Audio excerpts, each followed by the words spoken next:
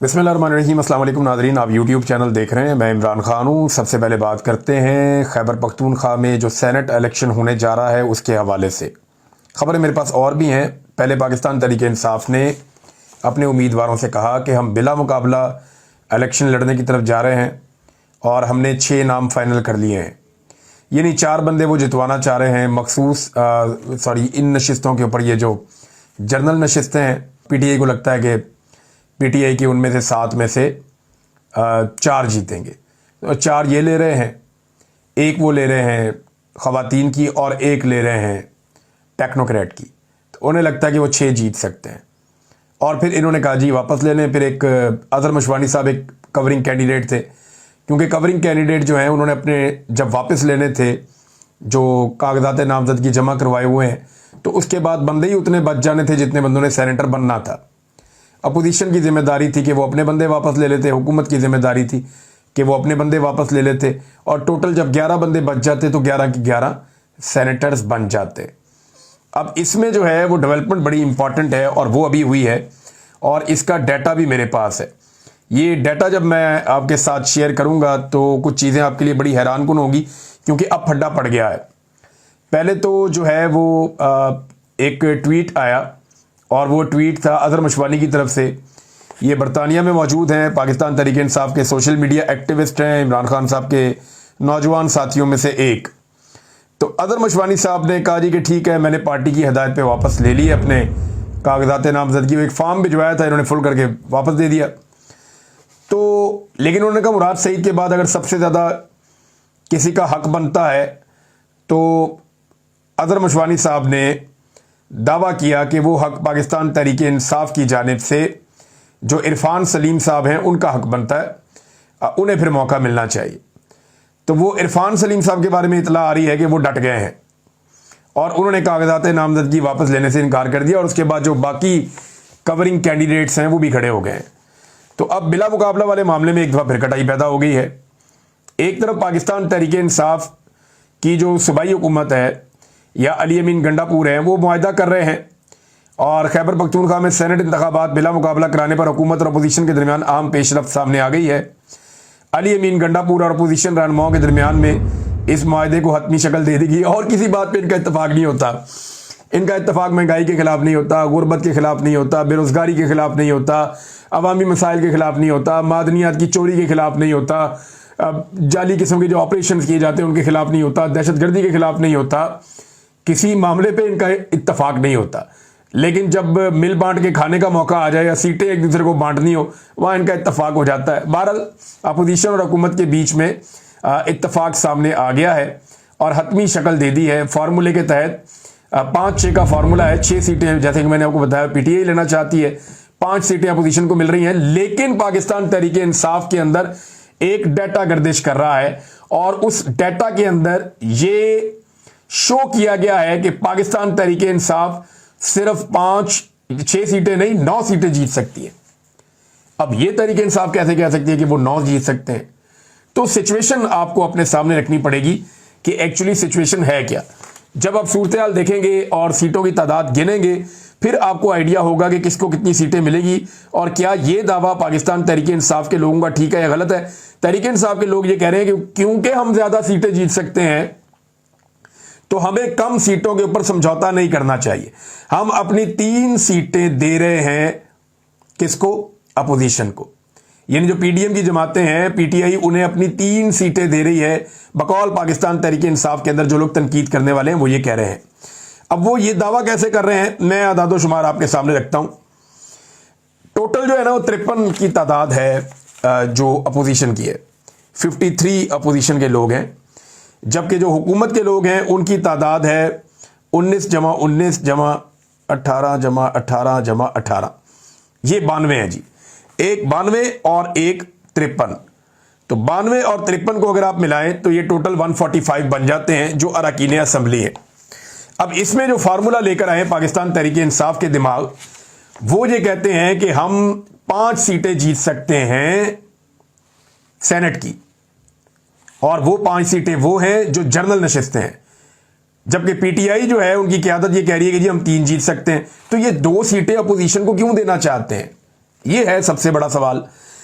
Party के जो लोग तनकीद कर रहे हैं, जो डट गए हैं, वो ये कहते हैं कि 92 सीटों में से हमारे दो जो टॉप के उम्मीदवार हैं वो 19 सीटें लेकर पहले नंबर पे आ जाएंगे, और वो दोनों तो बन गए सेनेटर। इसी तरह जो अपोजिशन के भी दो जो टॉप के उम्मीदवार हैं वो 19 सीटें लेकर बन जाएंगे सेनेटर। तो अपोजिशन के पास पीछे बच जाएंगे 15 वोट, और हुकूमत के पास पीछे बच जाएंगे 54 वोट। तो हुकूमत अपने अगले 3 उम्मीदवारों को वोट दिलवा सकती है 18, 18 और 18। इस तरह हुकूमत के 2 उम्मीदवारों को पड़ जाएंगे 19, और 3 उम्मीदवारों को पड़ जाएंगे 18, 18, 18 वोट। तो उन्हें लगता है कि उनके 5 सेनेटर बन जाएंगे, जबकि अपोजिशन के 2 उम्मीदवारों को पड़ेंगे 19 वोट, क्योंकि 19 वोट चाहिए सेनेटर बनने के लिए, और एक अपोजिशन का उम्मीदवार जो बाकी बच जाएगा उसके हिस्से में रह जाएंगे सिर्फ 15 वोट। लिहाजा उसके पास क्योंकि 3 वोट कम होंगे हुकूमती उम्मीदवारों के मुकाबले में, तो वो नहीं जीत सकता, वो रह जाएगा। और जो पाकिस्तान तहरीक इंसाफ है वो 5 नशिस्तें, जनरल सीटें जो हैं सेनेट की, वो जीत सकती है। लेकिन पाकिस्तान तहरीक इंसाफ को डर इस बात का है कि उनकी जमात में लोटे बन जाएंगे, और उन्हें लगता है कि उनके लोग बिक जाएंगे, और इनके लोगों को खरीद कर जो अपोजिशन है वो सारा इलेक्शन खराब कर देगी, और फिर इलेक्शन की सूरत हाल ये बन जाएगी कि कामयाबी नहीं मिलेगी बल्कि उल्टा काम हो जाएगा। सिर्फ इस डर की वजह से कि इनके एमपीएस को खरीद लिया जाएगा, इस डर से पाकिस्तान तहरीक इंसाफ, 7 है ना, इसमें से 4 हम ले लेते हैं, 3 आप ले लें, लेकिन यहां पे अपोजिशन की 2 सीटें बनती हैं, ये वो लोग कह रहे हैं। अब आ जाएं आप खवातीन की नशिस्त, और जो एक नशिस्त बनती है, 2 सीटें हैं, 2 खवातीन की हैं और 2 टेक्नोक्रेट्स की हैं। इनका फार्मूला एक जैसा ही है। इसमें एक उम्मीदवार को कम से कम 49 वोट चाहिए जीतने के लिए। अब पाकिस्तान तहरीक इंसाफ के पास अगर होते 98, तो वो दोनों सीटें बड़े आराम से ले लेते, लेकिन तहरीक इंसाफ के पास कितने हैं? 92, जबकि अपोजिशन के पास कितने हैं? 53। तो जहां पे अपोजिशन अपना एक सेनेटर बना सकती है और हुकूमत भी अपना एक सेनेटर बना सकती है, खवातीन में भी और टेक्नोक्रेट में भी। लेकिन एक अजीबोगरीब सूरत मैं आपको और बताता हूं। ये भी कुछ लोग दावा कर रहे हैं कि जो सेकंड, और ये प्रायोरिटी होती है, एक तो ये जितने भी लोग वोट डालते हैं सेकंड प्रायोरिटी का वोट भी डालते हैं, उसकी भी एक परसेंटेज काउंट होती है। तो कुछ लोग दावा कर रहे हैं यहां पे शायद कोई दाव लग जाएगा, लेकिन मुझे नहीं लगता कि यहां दाव लग सकता है, लेकिन वो ये दावा कर रहे हैं। और पीटीआई के लोग कहते हैं जब हम ज्यादा सीटें जीत सकते हैं, यानी हम 6 सीटों पर क्यों इन्हिसार करें, जब हम 8 सीटें भी जीत सकते हैं, 7 सीटें भी जीत सकते हैं, हम 9 सीटें भी जीत सकते हैं, उनका यह दावा है। अब ये कैलकुलेशन उन्होंने कैसे की है, जो मुझे समझ आई या जो उनके पास गर्दिश कर रही हैं चीजें, ये मैंने आपके सामने रख भी दी हैं, आप देख भी लें। लेकिन 6 नहीं तो 7 सीटें तो पाकिस्तान तहरीक इंसाफ जीत सकती है। लेकिन तहरीक इंसाफ डरी हुई इस बात से है कि उन्हें लगता है कि उनके बंदे खरीद लेगी पीपल्स पार्टी या पीएमएलएन या फजल रहमान या बाकी लोग, या एस्टेब्लिशमेंट दबाव डालेगी डंडे के साथ, और फिर इनके सेनेटर मजीद कम हो जाएंगे। उल्टा काम ना हो जाए कि कहीं अपोजिशन 6 जीत जाए और पीटीआई 5 पे रह जाए, या पीटीआई के बाकी सेनेटर भी फारिग हो जाए। अच्छा, इसमें पीटीआई के अंदर कुछ लोग कह रहे हैं, और उन्होंने बाकायदा खुलकर ये बात की है मेरे साथ। उन्होंने ये कहा जी हमें अपोजिशन की जानिब से कुछ ऐसे सेनेटर बनाए जा रहे हैं बिला मुकाबला में जो बहुत पैसे वाले हैं, और वो जितना पैसा खर्चने के लिए तैयार हैं।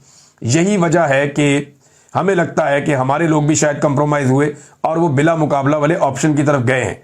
हमें मुकाबला करना चाहिए और अपने ज्यादा सेनेटर्स बनवाने चाहिए। बहरहाल ये एक खेल है जो वहां पे चल रहा है, मैंने आपके सामने रख दिया, बाकी चीजें होंगी तो शेयर करूंगा आपके साथ। लेकिन ये मुझे लगता है कि पाकिस्तान तहरीक इंसाफ अपने लोगों को मनवा के उनसे कागजात नामजदगी वापस करवाने में कामयाब हो जाएगी। कुछ इक्का दुक्का लोग अड़े हुए हैं, अब देखते हैं कौन पीछे हटता है। मिर्जा अफरीदी की सीट को लेकर पार्टी के अंदर बड़ा रोला पड़ा हुआ है, सोशल मीडिया पे भी हर तरफ भी लोग ये कह रहे हैं कि डंडे सोटे खाए कारकुनों ने, आम लोगों ने, बेचारों ने, और एक सरमायादार आया और आकर सीट लेकर चला गया। तो ये बड़ी तकलीफ वाली बात है। नाज़रीन, एक और खबर है, ये बड़ी अफसोसनाक खबर है, और ये खबर है खैबर पख्तूनख्वा में, और ये है कि तहरीक इंसाफ के एमपी डॉक्टर हमीदुर रहमान की रिहाइशगाह पर कोई बम धमाके का वाकया पेश आया है मुबैना तौर पे, और ये अमन पासून में इन्होंने बड़ा कलीदी किरदार अदा किया था। इस किस्म की कार्रवाइयाँ हो रही हैं। वो लोग जो अमन के लिए आवाज़ उठाते हैं, मुराद सईद ने भी इससे पहले कहा था कि अक्सर जो लोग अमन के लिए आवाज़ उठाते हैं या जो ऑपरेशन के खिलाफ ज़ोरदार तरीके से आवाज़ उठा रहे हैं या जो लोग अमन मार्चेस कर रहे हैं खैबर पख्तूनख्वा में, ख़ासतौर पे कबायली इलाकों में, उनके ऊपर ड्रोन भेजे जाते हैं, उनके ऊपर अटैक किए जाते हैं, उनका कत्लेआम किया जाता है। मौलाना खान ज़ेब साहब को पिछले दिनों कत्ल किया गया, उससे पहले कुछ ऐसे आलिम दीन और भी कत्ल किए गए जो अमन के लिए आवाज़ उठा रहे थे और जरगे बुला रहे थे और इसके अलावा अमन मार्चेस कर रहे थे। तो अब इस तरह के वाक़यात खैबर पख्तूनख्वा में जो अमन के लिए आवाज़ें उठती हैं उनको निशाना बनाना मामूल बनता चला जा रहा है। नाज़रीन, मियां नवाज शरीफ साहब के हवाले से एक और ख़बर गर्दिश कर रही थी और ऐसी खबरें बार बार गर्दिश करती रहती हैं। इनकी फैमिली का बड़ा तुर्राए इम्तियाज़ है इन खबरों के हवाले से। ये अरब न्यूज़ का एक स्क्रीनशॉट है। वो लिखते हैं जी, UK list former prime minister Pakistan prime minister son as deliberate tax defaulter over 9.4 million pounds unpaid dues.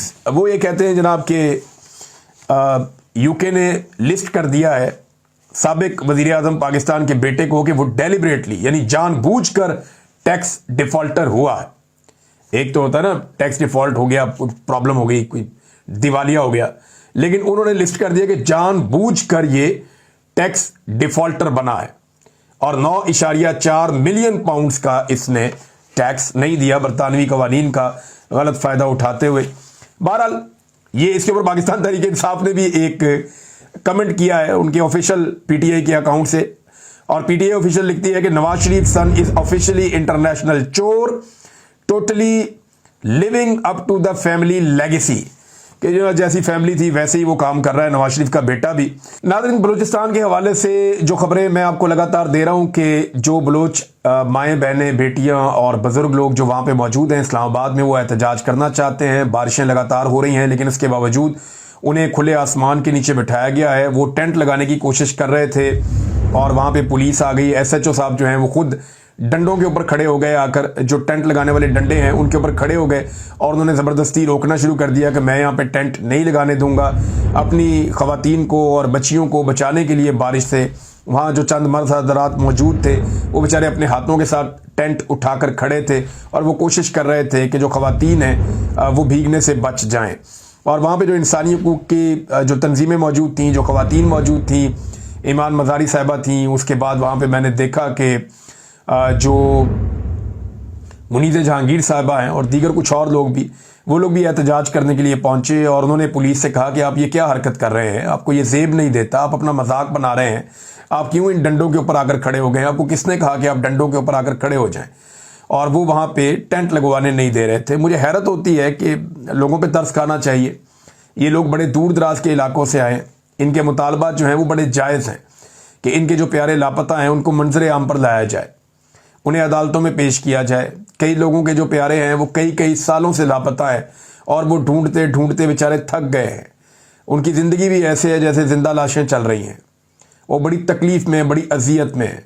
मैं इस अजियत को, इस तकलीफ़ को जानता हूँ। समीदीन बलोच साहिबा ने एक डाटा भी शेयर किया और बड़ा हैरान कुन डाटा है जो उन्होंने शेयर किया है। वो ये कहती हैं कि एक्स्ट्रा जुडिशल किलिंग के वाक़यात बढ़ते चले जा रहे हैं बलूचिस्तान में। ख़ास तौर पे उन्होंने इस साल की बात की है कि पहले 5-6 महीनों में क्या हुआ। जनवरी में 9 अफराद को मावराए अदालत कत्ल किया गया, फरवरी में 15, मार्च में 15, अप्रैल में 21, मई में 26 अफराद और जून में 31 अफराद को मावराए अदालत कत्ल कर दिया गया है बलूचिस्तान में। और अब तक की जो इतलात है उनके मुताबिक पहले 6 महीनों में 117 अफराद को बलूचिस्तान जैसे सूबे में मावराए अदालत कत्ल कर दिया गया है। और साथ ही उन्होंने ये कहा कि at least 10 minors and 1 women were among the 117 extrajudicially killed individuals in the first half of the 2025। वो ये कह रही हैं कि इसमें कम से कम 10 माइनर्स थे, यानी जिनकी उम्रें जो मेजर नहीं हुए, जो नाबालिग बच्चे थे, 10 जो है वो माइनर्स थे, एक खातून थी। इन 17 लोगों में से जिन्हें मावराए अदालत कत्ल किया गया 2025 के पहले आधे साल के अंदर, और ये डाटा उन्होंने शेयर किया। दुनिया भर के अंदर ये डाटा देखा जाता है। पाकिस्तान के लिए इंतहाई अफसोसनाक सूरत हाल है मावराए अदालत कत्लों के हवाले से, और ये पाकिस्तान के अंदर एक लंबा ट्रेंड है। इसके अंदर बहुत सारी जो पुरानी तफसीलात हैं वो भी मौजूद हैं। मैं कुछ चीज़ें आपके सामने रख देता हूँ। जब से पाकिस्तान बना ना तब से पुलिस मुकाबले यहाँ पे होते हैं, लेकिन जो ज़्यादा पुलिस मुकाबले हैं वो शुरू होते हैं 1980 और 1990 की दिहाई में, जब पुलिस मुकाबले एकदम तेज़ हो जाते हैं। परवेज़ मुशर्रफ के दौर में भी पुलिस मुकाबले होते रहे, लेकिन वो जो पुलिस मुकाबले परवेज़ मुशर्रफ के दौर में हुए थे वो दहशतगर्दों के खिलाफ कार्रवाइयाँ की गई थी, और तब SIU और दीगर कुछ और ऐसे जो है ग्रुप्स बनाए गए थे और वो फिर ये किलिंग करते थे और दहशतगर्दों को मारते थे। लेकिन मावराए अदालत कत्ल जो है वो पाकिस्तान में बड़े लंबे अरसे से जारी है।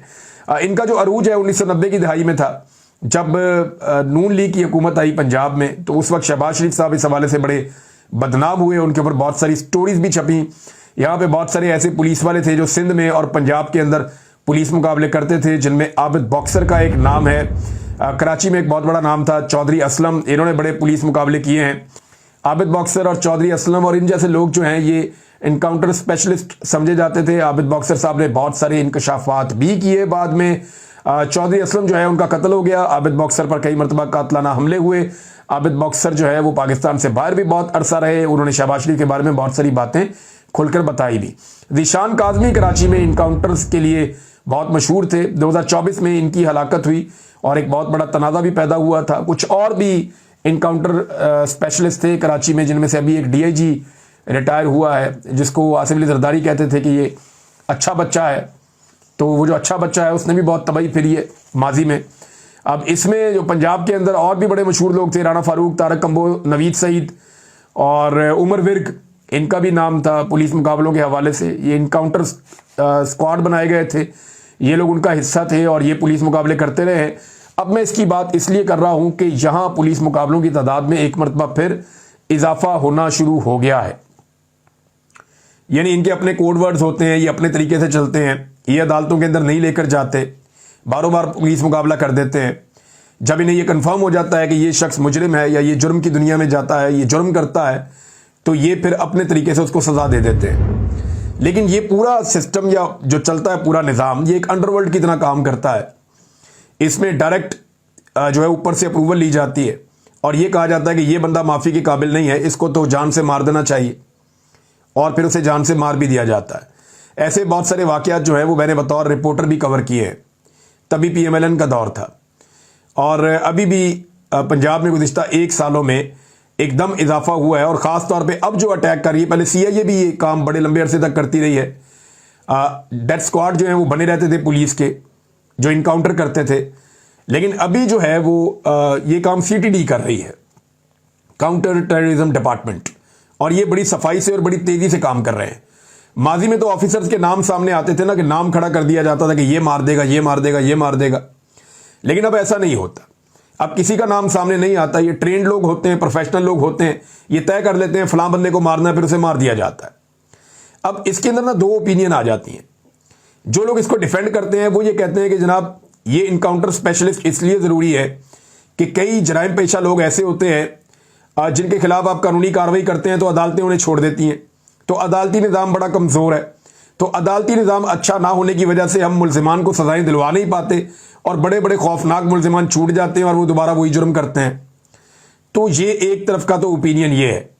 लेकिन दूसरी तरफ का ओपिनियन ये है कि आपको अपनी इन्वेस्टिगेशन इतनी बेहतर करनी चाहिए, अपनी तफ्तीश इतनी बेहतर करनी चाहिए और इतने अच्छे सबूत आपको अदालत में लेकर आने चाहिए और अपनी जो प्रोसिक्यूशन टीम है उसको इतना बेहतर करना चाहिए कि मुजरिम छूट ना सके, मुजरिम को सज़ा होनी चाहिए। और अदालत ने तो सबूतों और शवाहिद की और गवाहों की बुनियाद के ऊपर फैसला देना है ना, ये तो मुमकिन नहीं है। अब होता यह है कि बाज़ औक़ात कई मुजरिम भी छूट जाते हैं और बाज़ औक़ात बेगुनाह भी कत्ल हो जाते हैं, ये भी एक हकीकत है। यानी कानून का एक नुक्ता है, बड़ा इंपॉर्टेंट है और वो अक्सर दोहराया जाता है कि अगर 100 मुजरिम छूट जाए ना तो भी एक बेगुनाह को सज़ा नहीं होनी चाहिए। तो होता यह है कि ये एक ऐसा रास्ता है जो एक्स्ट्रा जुडिशियल किलिंग है या मावराए अदालत कत्ल है। अदालत से पूछे बगैर आपने बंदा मार दिया, अदालत तो किसी को फांसी देगी तो पूरा प्रोसीजर करके देगी ना, 100% चेक करेगी ये गुनाहगार है या नहीं, फिर उसको फांसी दे देगी, वो बंदा मारा जाएगा। लेकिन अगर पुलिस मारेगी तो पुलिस के चंद अफसर को इस बात का, चंद ऑफिसर को इस बात का यकीन है कि ये बंदा गलत है, तो इसकी क्या गारंटी है कि जिसको मारा जा रहा है वो वाकई गलत था? क्योंकि पुलिस इस काम के लिए ट्रेंड नहीं है जिस काम के लिए जज ट्रेंड है कि उसने फैसला करना है। और दूसरी बात यह है कि कई लोग अपनी दुश्मनियां भी निकालते हैं, कई लोग अपने दुश्मनों को मारने के लिए भी इसको इस्तेमाल कर सकते हैं। माजी में इक्का दुक्का वाकयात ऐसे भी रिपोर्ट हुए हैं। तो जो इंसानी हकूक की तंजीमें हैं वो इसके ऊपर बार बार आवाज उठाती हैं। ये तंजीमें बार बार कहती हैं कि इस तरह से लोगों का कत्लेआम नहीं होना चाहिए।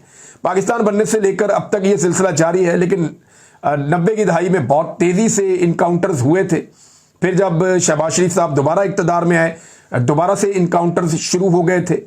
और कुछ वाकयात को तो मैं जानता हूं कि बड़े बड़े खौफनाक मुजरिम जो है मारे गए। इनका तरीकाकार ये होता है, या तो ये कहते हैं जी हम गए और हमने मुजरिम को देखा और आमना सामना हो गया और फायरिंग हो गई और मुजरिम मारा गया, एक तो ये होता है। और दूसरा ये होता है कि जब मुजरिम को लेकर जा रहे थे और मुजरिम से हमने निशानदेही करवानी थी, या उससे हमने आलाए कत्ल बरामद करना था, या उससे हम जाए वकूआ पर लेकर जा रहे थे, रास्ते में मुजरिम के साथियों ने हमला कर दिया, साथियों के हमले से जो गोलियां चली उससे वो मारा गया। ये भी कहानी हम सुनते हैं। फिर अलग अलग किस्म की और कहानियां भी आना शुरू हो गई कि हम मुजरिम को लेकर जा रहे थे, रास्ते में उसने भागने की कोशिश की, हमने गोलियां मार दी, वो मर गया। मुजरिम को लेकर फलां जगह पहुंचे तो अचानक अंधेरे का फायदा उठाकर उसने धक्का दिया, भागने लगा, पीछे से गोली मारी, उसने एक पिस्तौल छीन लिया, वो मारने लगा, मैंने उसको मारा, वो मर गया। तो इस तरह के मुख्तलिफ किस्म के, और ये 5, 6, 7 चीजें हैं, इससे बाहर नहीं है जाते। ये 5, 6, 7 पैटर्न बने हुए हैं और इन्हीं के बीच में पुलिस मुकाबला होता है। और ज्यादातर जाली पुलिस मुकाबले होते हैं। जो असली मुकाबला होता है ना, उसमें दोनों तरफ का नुकसान होता है अक्सर, और वो फिर हम रिपोर्ट भी करते हैं। मैंने असली पुलिस मुकाबले खुद देखे हैं कि जब असली पुलिस मुकाबला होता है तब पुलिस की क्या हालत होती है और तब सिक्योरिटी फोर्सेस कितनी मुश्किल से उस सिचुएशन को हैंडल कर रही होती है। मैंने खुद देखा है, जान पर खेलना पड़ता है और वो बड़ा लंबा सिलसिला चलता है। लेकिन जो फिक्स पुलिस मुकाबला होता है जाली, उसमें तो 5 मिनट का काम होता है। यहां से आते हैं, 10 गोलियां चलती हैं, वहां से वो चले जाते हैं, बाद में रिपोर्ट लंबी चौड़ी लिख दी जाती है, पुलिस मुकाबला हो गया। मैं एक दिन कवर कर रहा था बतौर रिपोर्टर, तो एक घर के अंदर 2 लोग मौजूद थे और 1.5 घंटा पुलिस को लग गया था और पुलिस चढ़ नहीं पा रही थी कहीं से भी गोली ना लग जाए। लेकिन जो जाली पुलिस मुकाबला होता है वो 2 मिनट का काम होता है। तो ये पुलिस मुकाबले बहुत ज्यादा बढ़ते चले जा रहे हैं। ये कोई अच्छी चीज नहीं है। ये एक आसान हल इन्होंने ढूंढा हुआ है और ये हल नहीं है। ये बल्कि एक ऐसा काम है जो हमें मजीद मुश्किलात की तरफ धकेल देगा। ये जब लोग मावराए अदालत कत्ल करते हैं तो फिर और भी बहुत सारे काम अदालत के बाहर होना शुरू हो जाते हैं।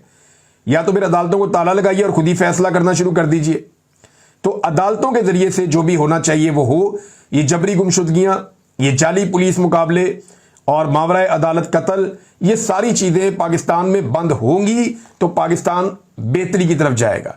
फिर पाकिस्तान इंप्रूव करेगा, पाकिस्तान अपनी प्रोसिक्यूशन को, इन्वेस्टिगेशन को, बाकी चीजों को बेहतर करेगा। जब ये आप आसान रास्ता बंद करेंगे तभी कोई मुश्किल रास्ते पे चलेगा ना।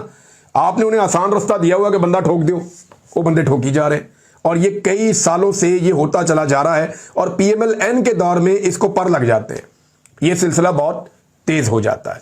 इसके ऊपर मजीद भी नाज़रीन हम बातचीत जारी रखेंगे। अब तक के लिए इतने, अपना ख्याल रखिएगा, अपने इस चैनल का भी। अल्लाह हाफिज़।